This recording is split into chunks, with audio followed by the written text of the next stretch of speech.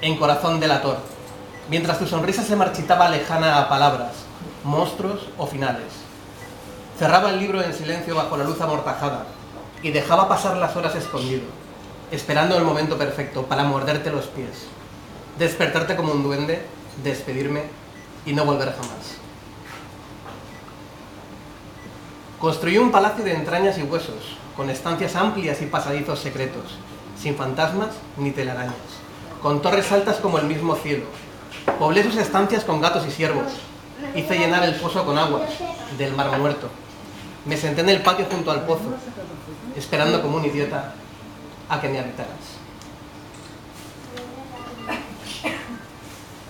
Llevaba el pelo engominado, una capa negra de raso, con forro rojo, un traje elegante, corbata con alfiler.